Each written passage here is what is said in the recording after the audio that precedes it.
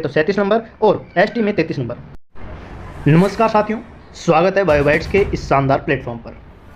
RUHS BSc nursing के लिए counselling जल्द ही स्टार्ट होने वाली है और आज हम उन स्टूडेंट के लिए बात करेंगे इस वीडियो में जिन स्टूडेंट के नंबर कम आए हैं और वो इस साल किसी भी तरीके से कॉलेज लेना चाहते हैं, प्राइवेट कॉलेज के लिए अप्रोच कर रहे हैं,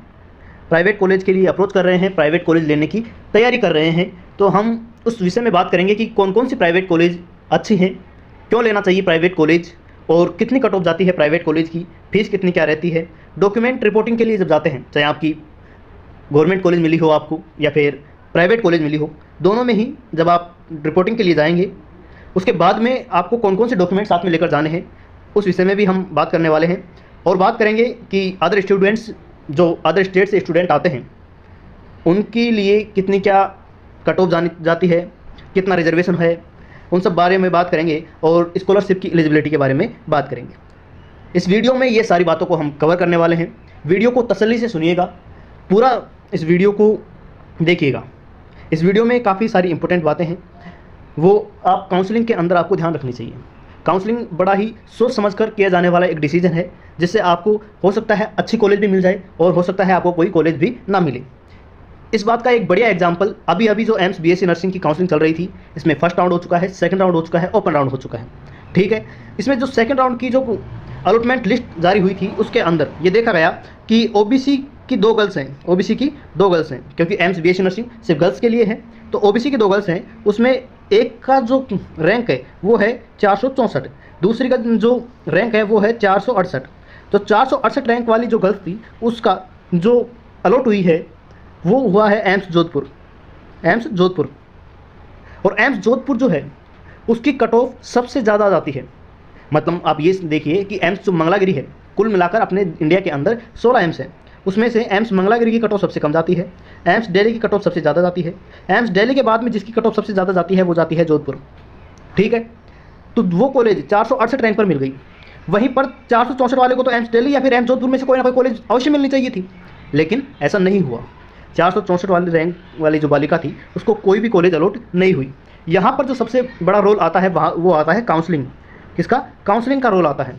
जब काउंसलिंग अच्छी तरीके से नहीं करवाई जाती है तो आपके अच्छे मार्क्स होते हुए, आपकी अच्छी रैंक होते हुए आपको कॉलेज नहीं मिल पाती है, या फिर मिल भी जाती है तो कोई ऐसी कॉलेज मिल जाती है जहाँ पर आपसे नीचे वाले रैंक वाले स्टूडेंट हैं, आपके बराबर रैंक वाले नहीं हैं, आपके बराबर मार्क्स वाले नहीं हैं।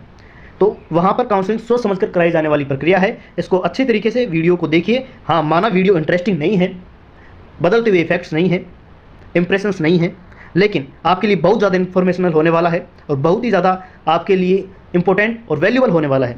इसलिए चैनल को भी सब्सक्राइब कर लीजिए। और हम इस वीडियो में एक बात और करेंगे कि जिन स्टूडेंट के नंबर कम है लेकिन वो अफोर्ड नहीं कर सकते प्राइवेट कॉलेज, उनके लिए क्या किया जाना चाहिए।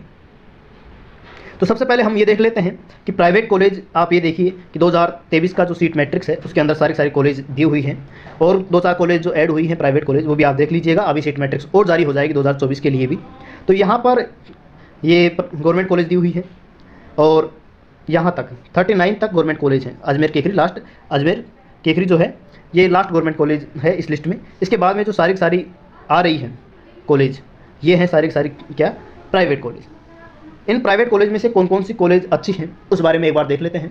जितने मेरी समझ है, जितने मेरे कॉन्टैक्ट्स हैं, जिनको मैं जानता हूं कि हाँ ये कॉलेज सही है, अच्छी है, उसको मैंने इस लिस्ट के अंदर थ्रू आउट किया है और देखा है कि हाँ ये कॉलेज अच्छी है, वो आपके सामने लाने की कोशिश की है। ज़रूरी नहीं है कि वही कॉलेज अच्छी हो जो मैंने बताया है। अगर आपको कोई और भी कॉलेज आप जिसको जानते हैं, अगर आप कॉलेज लेने से पहले वहाँ पर जाकर इंफ्रास्ट्रक्चर वगैरह को एक बार देख लेते हैं तो और ज़्यादा अच्छा रहेगा।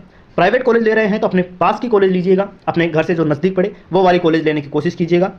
हाँ, ऐसा हो सकता है कि आप जयपुर को प्रेफरेंस दें, अच्छी बात है, जयपुर वाली कॉलेज ज़्यादा डेवलप्ड है।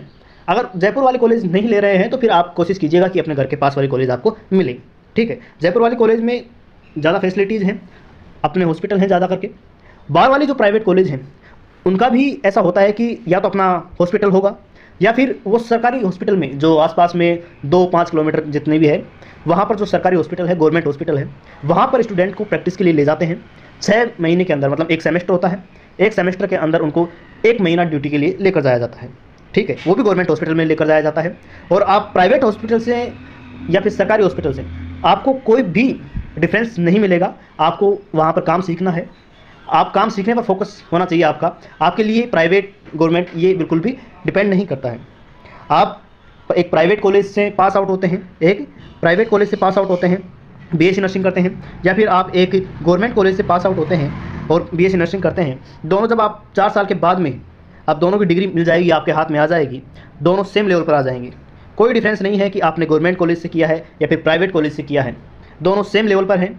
अगर आपके परिवार की स्थिति इस लायक है कि आपको प्राइवेट कॉलेज एडमिशन करवा सकते हैं तो आप ज़रूर कीजिए। प्राइवेट कॉलेज भी काफ़ी बहुत अच्छी हैं, कुछ गवर्नमेंट कॉलेज से तो प्राइवेट कॉलेज भी बहुत अच्छी हैं। प्राइवेट कॉलेज में अपनी फैसिलिटीज़ होती है क्योंकि उन्हें अपना बिजनेस आगे बढ़ाना होता है, इसीलिए वो अच्छा से अच्छा करने की कोशिश कर रहे हैं। लेकिन गवर्नमेंट कॉलेज क्योंकि गवर्नमेंट के अंडर चल रही है, बहुत सारी गवर्नमेंट कॉलेज ऐसी हैं जहाँ कॉलेज खोल तो दी गई है लेकिन जो बेसिक ज़रूरत है टीचर्स की, बेसिक ज़रूरत है टीचर्स की, वो टीचर्स की ज़रूरत भी पूरी नहीं हो पा रही है। देखो, बिल्डिंग की ज़रूरत होती है, लाइब्रेरी की ज़रूरत होती है, उनके बिना भी काम चल जाता है क्योंकि स्टेट के अंदर आसपास में गवर्नमेंट बिल्डिंग्स बहुत होती हैं। किसी भी गवर्नमेंट बिल्डिंग के अंदर 2 फ्लोर खाली करवा दिए जाते हैं कि इसके अंदर बीएससी नर्सिंग की ये कॉलेज चलने वाली है, तो स्टूडेंट को कोई प्रॉब्लम नहीं होती है। जैसे जीएनएम की बिल्डिंग है, उसके अंदर ही फिर चलने लग गई, आपके 2 सेमेस्टर उसी के अंदर निकल गए, तब तक आपकी भी बिल्डिंग बन गई। तो उसमें आपको ज़्यादा हेडेक लेने की जरूरत नहीं है कि बिल्डिंग नहीं है वगैरह वगैरह, बिल्डिंग का काम हो जाता है। लेकिन अगर नहीं है टीचर्स तो उसमें बड़ी दिक्कत है कि टीचर्स नहीं है तो फिर आप पढ़ेंगे क्या, आपको पढ़ाने वाला कौन है वहाँ पर। तो कुछ गवर्नमेंट कॉलेज हैं जहाँ पर टीचर्स की भी शॉर्टेज है और प्राइवेट कॉलेज इस मामले में बहुत अच्छे हैं। जितनी भी प्राइवेट कॉलेज खुली हैं वो पहले टीचर्स का इंतज़ाम करती हैं क्योंकि उन्हें भी आईएनसी से मान्यता लेनी होती है, इसीलिए वो पूरा स्टाफ रखते हैं, पूरा सब कुछ करवाते हैं। हालांकि कोर्स भी गवर्नमेंट से ज़्यादा करवाते हैं, हर सेमेस्टर का कोर्स प्राइवेट में गवर्नमेंट से ज़्यादा करवाते हैं। फैसिलिटीज़ के मामले में प्राइवेट काफ़ी अच्छी होती है। ठीक है, अब ये जो अपन कॉलेज के बारे में देख रहे हैं कि कौन कौन सी कॉलेज अच्छी हैं, एक बार वो देख लेते हैं और फिर आगे हम कट ऑफ के बारे में देखेंगे कि यहाँ पर एक कॉलेज है Biyani institute of science and management, ये जयपुर में है और इसके अंदर 50 सीटें हैं, अच्छी कॉलेज है। ठीक है, आगे हम बात करें माँ कसीदा, ये जोधपुर के अंदर है और कासिदा है शायद, है ना, ये 50 गवर्नमेंट को इसके अंदर सीट है। और आगे बात करें तो अलवर नर्सिंग कॉलेज जो कि अलवर के अंदर है, अच्छी कॉलेजों के अंदर से इसकी गिनती की जाती है। उसके बाद में अनुपमा मेडिकल ट्रेनिंग सेंटर है, उसके बाद में Aravali college of nursing, 30 seat इसके अंदर हैं। आगे हम बात करें, आगे है BLM कॉलेज ऑफ नर्सिंग, ये मैंने सारी कॉलेज जितने भी कॉलेज अच्छे वाली कॉलेज हैं उनको लिस्ट कर दिया है। ये तो यहाँ पर गवर्नमेंट कॉलेज आ चुके हैं। इसके बाद में हाँ, ये देखिए बांसुर कॉलेज ऑफ नर्सिंग अच्छी वाली कॉलेज के अंदर गिनी जा रही है क्योंकि इस एरिया में ये कॉलेज अच्छी है। हाँ, और बिरला नर्सिंग कॉलेज, ये वाली कॉलेज जयपुर के अंदर है, ये देख लीजिएगा आप। और देख लीजिएगा कि जयपुर कॉलेज ऑफ नर्सिंग एक है, JIET कॉलेज ऑफ नर्सिंग, ये जोधपुर के अंदर है। आप अपनी सिटी के हिसाब से देख सकते हैं इसके अंदर, इस सारी लिस्ट के अंदर जो मुझे लगा कि ये कॉलेज अच्छी हो सकती है, अच्छी है, जहाँ तक मेरे कॉन्टैक्ट हैं, जहाँ तक मैंने जाना है उस कॉलेज के बारे में, वो आप देख सकते हैं कि यहाँ पर मैंने अपने हिसाब से जो कॉलेज अच्छी थी उसको बता दिया है। यहाँ पर महाराणा प्रताप कॉलेज जो कि जयपुर के अंदर है, ये भी मैंने यहाँ पर मैंशन कर दिया है। और महात्मा ऑफ मेडिकल टेक्नोलॉजी, ये देख सकते हैं मित्तल कॉलेज ऑफ नर्सिंग है, pink city college of nursing है ना, RR कॉलेज ग्रुप है, RR कॉलेज ग्रुप जयपुर में भी है, अजमेर में भी है, काफ़ी सारी ब्रांचेज हैं इसकी RR ग्रुप की। और ये आप आगे और देख लीजिएगा, सारी लिस्ट मैं आपको अपने टेलीग्राम चैनल पर शेयर कर दूंगा। ठीक है, टेलीग्राम चैनल आप ज्वाइन कर लीजिएगा। टेलीग्राम चैनल जो आप टेलीग्राम पे जाके सर्च करेंगे BITES बायोबाइट्स 07, ये जाके आप वहाँ पर सर्च करेंगे तो आपको अपना जो टेलीग्राम चैनल है वो मिल जाएगा और वहाँ पर आपको मैं ये PDF शेयर कर दूँगा। वहाँ से आप अपने जो सिटी की कॉलेज है वो देख लीजिएगा, कौन सी कॉलेज को किस प्रायोरिटी पर देना है वो सारा का सारा आप अपना देख सकते हैं इसके अंदर, और कौन सी कॉलेज अच्छी हो सकती है उसके बारे में आप विचार कर सकते हैं। अब हम आगे बात कर लेते हैं कि इनकी कट ऑफ कितनी क्या जाती है। प्राइवेट कॉलेज की कट ऑफ के बारे में बात करते हैं कि कट ऑफ कितनी क्या जाती है।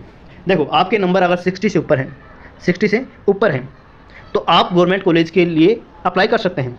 UR OBC के बारे में बात कर रहा हूँ कि गवर्नमेंट कॉलेज के लिए आप फर्स्ट प्रायोरिटी पर दे सकते हैं कि जो नई वाली कॉलेज हैं उनको लास्ट दे सकते हैं, उसके बाद में आप प्राइवेट कॉलेज भर दीजिएगा। गवर्नमेंट कॉलेज मिलने के चांस तो कम ही हैं 60 पर, लेकिन फिर भी आप बच सकते हैं कि कोई भी इस सिचुएशन के अंदर मिले तो आपको ज़रूर मिले फिर वो। और प्राइवेट कॉलेज के बारे में अगर हम बात करें तो युवा कैटेगरी के लिए जो कट ऑफ जा सकती है वो जाएगी 45, कितनी 45। 45 पर आपको 45 से ज़्यादा है तो यूआर कैटेगरी में आपको कोई भी अच्छी प्राइवेट कॉलेज मिल जाएगी, ये बात ध्यान रखिएगा। वहीं पर यूआर के अंदर से ही एक और आती है कैटेगरी ईडब्ल्यूएस, ठीक है। ईडब्ल्यूएस में 42 तक, कितने 42 नंबर तक आपके नंबर हैं आरयूएसएस में, तो आपको प्राइवेट कॉलेज मिल जाएगी। टेंशन लेने वाली कोई बात नहीं है, आप अच्छी कॉलेज को चूज़ कर लीजिए अपने हिसाब से और उनको प्रायोरिटी पर रखिए।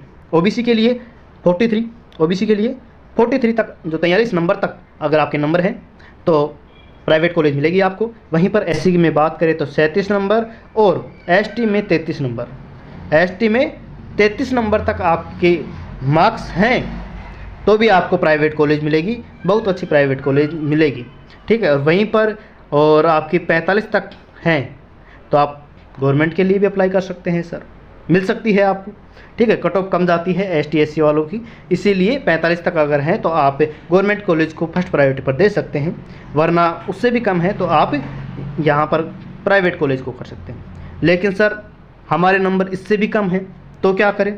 देखो इससे भी कम है तो एक काम कीजिए, अगले साल के लिए प्रिपरेशन अभी से स्टार्ट कीजिए। आप कर सकते हैं, आप गवर्नमेंट कॉलेज ले सकते हैं, टॉप वाली गवर्नमेंट कॉलेज ले सकते हैं अगर आपने पूरे साल भर अच्छे से मेहनत की, और आप मेहनत भी कर सकते हैं। ऐसा नहीं है अगर आपको कुछ भी नहीं आता है अभी, मान लो कि आपने सिर्फ ऐसे ही एग्ज़ाम दे दिया था बिना पढ़े लिखे, अगर आपको कुछ भी नहीं आता है तो आप साथ में जुड़ जाइए इस चैनल के और मैं आपको बेस्ट से बेस्ट कंटेंट प्रोवाइड करूँगा। अगर मैं वो चीज़ नहीं करवा पा रहा कि मैं आपको वो कंटेंट प्रोवाइड नहीं करवा रहा तो मैं आपको बता दूंगा कि ये टीचर यूट्यूब पर बहुत अच्छा पढ़ा रहा है, ये टीचर्स का कोर्स बढ़िया है। मैं वो सारी जो मेंटर्स किया जाता है, देखो एक टीचर होता है, एक मेंटर होता है। टीचर हर सब्जेक्ट के लिए बदलता है, हर साल बदलता है, लेकिन मेंटर का ही काम ये है कि मेंटर आपको बताएगा कि इस टीचर से ये सब्जेक्ट पढ़ लेनी चाहिए, यहाँ पर मिड सेशन चल रहा है, मोटिवेशन कम हो रहा है स्टूडेंट का, तो आपको उस हिसाब से मेंटर किया जाए कि आप अपनी स्टडी को एटलीस्ट चलाते रहें ताकि आप पीछे ना आए, ठीक है। ये चीज़ होती है मेंटर के लिए। तो मैं आपके लिए वो कर सकता हूँ जो सीरियस स्टूडेंट है कि मुझे साल भर तैयारी करनी है और टॉप वाली गवर्नमेंट कॉलेज लेनी है, प्राइवेट कॉलेज नहीं, टॉप वाली प्राइवेट नहीं और टॉप वाली गवर्नमेंट कॉलेज लेनी है मेरे को, तो आप मेरे को टेलीग्राम पर पर्सनल मैसेज कर दीजिएगा। 20-30 स्टूडेंट का मैं आपको ऐसा ग्रुप बना दूंगा, वहाँ पर आप अपनी स्टडी को रोज़ डिस्कस कर सकते हैं। टू डू लिस्ट बनाकर छोटे छोटे टास्क में पूरे के पूरे सिलेबस को बांट लीजिएगा। मैं आपको वहाँ पर मेंटर करता रहूँगा, मैं आपको बताता रहूँगा कि आपको कैसे क्या पढ़ना है, आगे कैसे बढ़ना है, अपनी प्रिपरेशन को कैसे लेनी है, कौन सी सब्जेक्ट कहाँ से पढ़नी चाहिए, किस टीचर का कोर्स लेना चाहिए। देखो जो भी अपना कोर्स मार्केट में उतार देता है जो टीचर, वो अब बाउंड हो जाता है कि अपने कोर्स के अलावा किसी और कोर्स को रिकमेंड नहीं कर सकता, किसी और टीचर के बारे में नहीं बता सकता कि तुम उस टीचर को उनकी फिजिक्स पढ़ लो, उस टीचर से बायोलॉजी पढ़ लो, वो बढ़िया पढ़ाते हैं। वो नहीं कर सकता रिकमेंड, क्योंकि वो अपना खुद का धंधा कर रहा है उस मार्केट में। लेकिन अपना ऐसा कुछ भी नहीं है, अपन बता सकते हैं विजय सर बढ़िया है या फिर दिनेश सर बढ़िया है, जीएस प्लेनेट वाले, अपन बता सकते हैं उस बारे में, ठीक है। तो अपन ये सारे साल पूरी साल आपके लिए ये सारी चीज़ करते रहेंगे। आप टेलीग्राम से जुड़ जाइएगा, पहले बायोबाइट्स पर जुड़ जाइएगा और वहीं पर मैं अपनी पर्सनल आईडी भी आपके साथ शेयर कर दूंगा, तो वहाँ से आप मुझे पर्सनल मैसेज कर सकते हैं, फिर मैं आपको एक ग्रुप बना देंगे, उसके में फिर आप ग्रुप में एनरोल हो जाइएगा। पूरे साल आपको अच्छे से मेहनत करेंगे तो टॉप वाली कॉलेज आप ले पाएंगे। सब कोई भी ऐसा स्टूडेंट नहीं है, कोई भी नहीं है ऐसा जो कि पूरे साल बहुत ही कंसिस्टेंसी के साथ बिना मोटिवेट हुए, बिना लूज हुए ये पूरे निकल जाए। ये जो प्रिपरेशन का फेज़ होता है ये अप एंड डाउन चलते रहते हैं इसके अंदर, तो आपको बिल्कुल टेंशन लेने की ज़रूरत नहीं है। बस आपको ज़रूरत है एक गाइड की जो आपको हर सिचुएशन में गाइड करता रहे, जिसको आप बताते रहें। क्योंकि जो भी बीएससी नर्सिंग के लिए तैयारी कर रहा है, कोचिंग करना चाहता है या फिर 12th में है, उसको वो पर्सनल गाइडेंस नहीं मिल पाती है ना, कि वो या तो घर से तैयारी कर रहा होता है या फिर कोचिंग से। मैंने देखा है कोचिंग भी, जो कि नर्सिंग के लिए कोचिंग है, वहाँ पर भी 50-50 हज़ार, जो ऑफलाइन में है वो 50-50 हज़ार तक आपकी फ़ीस की वसूली करते हैं, 50-50 हज़ार तक, वो भी बीएससी नर्सिंग के लिए। आपको इतना ज़्यादा करने की ज़रूरत नहीं होती है। मैं आपको इतना फ्री अवेलेबल कंटेंट बता दूंगा, अगर आप कंटेंट को अच्छी तरीके से पढ़ लेते हैं, अच्छी तरीके से उसको ग्रैब कर लेते हैं अपने अंदर, तो आप अच्छे से टॉप रैंक निकाल लेंगे, कुछ मुश्किल पेपर नहीं आता है। ठीक है, तो आप उसके लिए देखिएगा और सोचिएगा कि आगे आप क्या कर सकते हैं। आप अगले साल के लिए ड्रॉप ले रहे हैं तो वो देखिएगा कि आप बेटर कर सकते हैं। अगर देखो स्टडी के मामले में प्रॉब्लम आ रही है, आपने कुछ भी नहीं पढ़ा है, तो उसकी गारंटी मेरे ऊपर है। मैं आपको उस तरीके से और उन सब्जेक्ट के लिए कौन से टीचर बढ़िया हैं उस पर आपको बताता रहूँगा। उसके लिए कोई बड़ा इश्यू नहीं है कि आपको स्टडी के लिए अंदर से नहीं आता है, लेकिन आपके अंदर से होना चाहिए कि मैं ये कर लूँगा, मुझे ये करना है। अगर आपके अंदर से वो नहीं आ रहा है तो फिर आप एक काम कीजिएगा, या तो आप इस फील्ड के अलावा दूसरी फील्ड जैसे कि दूसरे कोर्सेज आते हैं, डिप्लोमा वगैरह आते हैं, उनमें ट्राई कीजिएगा, या फिर सिंपल बीएससी वगैरह में, क्योंकि वो आना ज़रूरी है। पूरी साल की मेहनत होती है। दोबारा भी इसी टाइम पर जैसे मई या फिर जून के अंदर इसका पेपर होगा, जून में तो इनका होना चाहिए लेकिन होता नहीं है, फिर ये चला जाते हैं सितंबर अक्टूबर में। ठीक है, तो पूरी साल की मेहनत होती है, उसको कंटिन्यू करना बड़ा मुश्किल काम होता है। उसके लिए खुद के अंदर से जुनून होना चाहिए कि मुझे एक अच्छी गवर्नमेंट कॉलेज लेनी है। आगे हम बात करते हैं कि गवर्नमेंट कॉलेज के लिए भी एक बार देख लेते हैं कि गवर्नमेंट कॉलेज की फ़ीस कितनी क्या रहती है।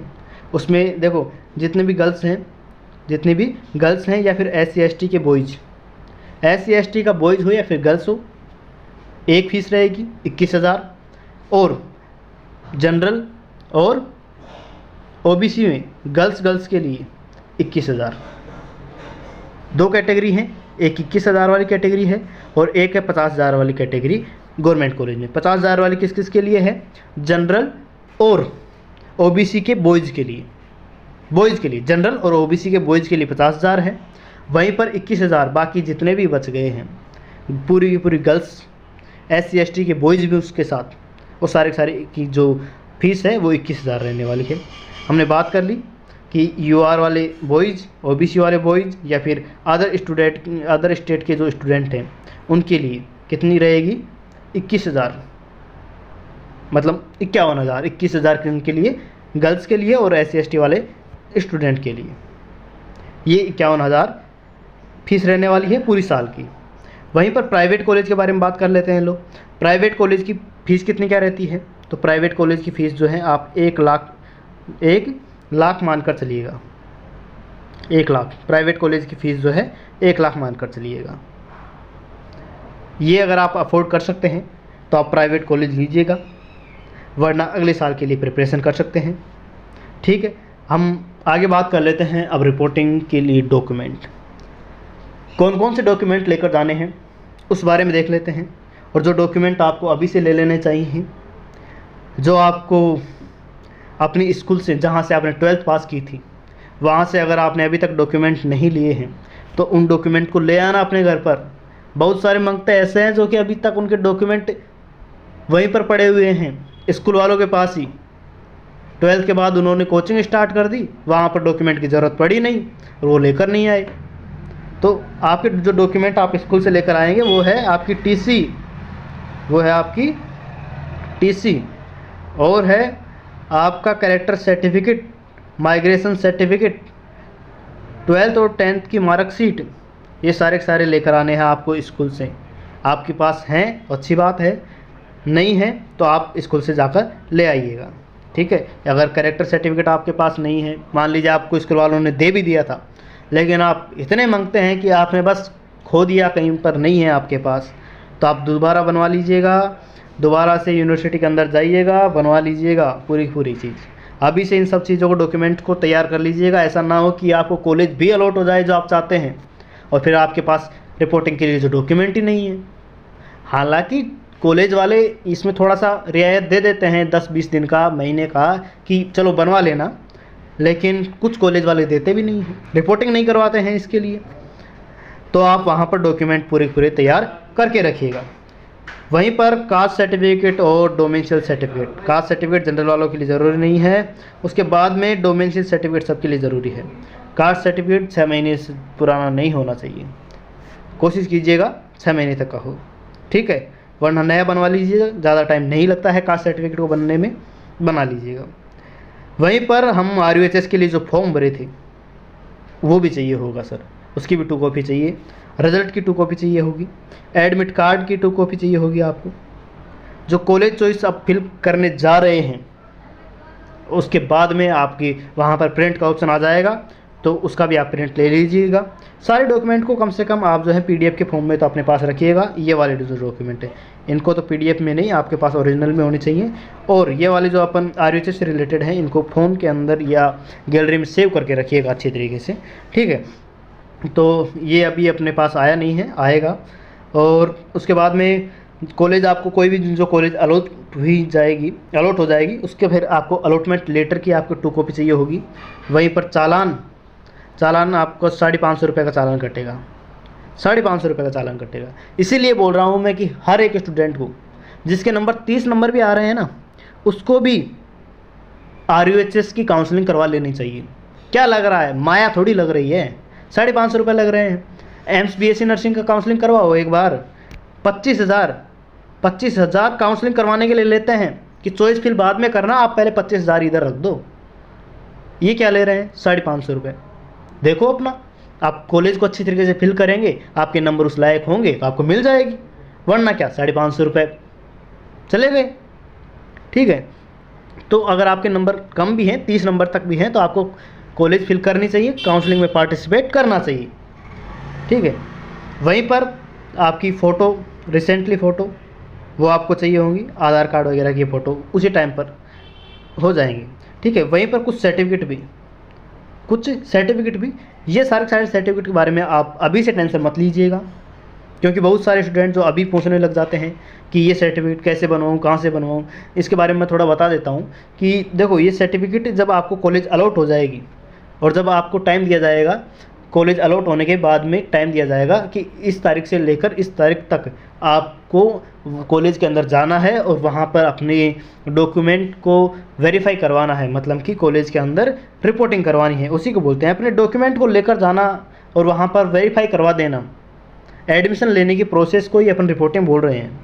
तो उसके अंदर कुछ सर्टिफिकेट भी आते हैं, जैसे गैप सर्टिफिकेट। मान लीजिए आपने 12th 2020 में कर ली, उसके बाद में आपने नीट की तैयारी कर ली या फिर किसी और चीज़ की तैयारी की, कहीं पर एडमिशन नहीं लिया आपने, हाँ, और अब आपको कॉलेज मिल चुकी है, अब आप एडमिशन लेना चाहते हैं, तो आप इन 2 सालों के अंदर, 3 सालों के अंदर, 4 सालों के अंदर कहाँ थे, वो गैप सर्टिफिकेट के अंदर लिखना पड़ता है। और ये जो गैप सर्टिफिकेट बनते हैं ये कचहरी में बनते हैं, वहाँ पर एडवोकेट से बनाए जाते हैं। ये स्टाम्प के ऊपर बनते हैं, 50 रुपये के स्टाम्प के ऊपर बनेंगी, ठीक है। बॉन्ड सर्टिफिकेट बनेगा, एंटी रैगिंग सर्टिफिकेट बनेगा, हेल्थ सर्टिफिकेट बनेगा आपका। और हेल्थ सर्टिफिकेट अगर आप जो भी कॉलेज आपको जिस भी स्टेट में, जिस भी डिस्ट्रिक्ट में, जैसे आपको मान लीजिए कि जयपुर में कॉलेज अलॉट हुई है, तो वहाँ के डिस्ट्रिक्ट हॉस्पिटल से अगर आप हेल्थ सर्टिफिकेट बनवाते हैं तो ज़्यादा अच्छा रहेगा, क्योंकि बहुत सारे कॉलेज, प्राइवेट ही नहीं, इवन गवर्नमेंट कॉलेज वाले भी इस बात को डिनाई कर देते हैं कि बाहर वाले कहीं से अगर आप लोकल से हॉस्पिटल से आप हेल्थ सर्टिफिकेट बनवा लेते हैं तो उसको वो फिर मान्य नहीं करते हैं। इसीलिए आपको वहाँ के जहाँ कॉलेज है वहीं स्टेट के हॉस्पिटल से आपको हेल्थ सर्टिफिकेट बनवा लेना चाहिए। तो वह हेल्थ सर्टिफिकेट बनने में ज़्यादा टाइम नहीं लगता है, 4-5 घंटे में बन जाएगा। वो आप जब आप रिपोर्टिंग के लिए जाएंगे तो उस टाइम बनवा लीजिएगा। एंटी रैगिंग सर्टिफिकेट, ये सारे सर्टिफिकेट एडवोकेट से बनते हैं, एक स्टाम्प के ऊपर बनते हैं। स्टाम्प, वो सारी बातें हम आगे और बताते रहेंगे टाइम पर।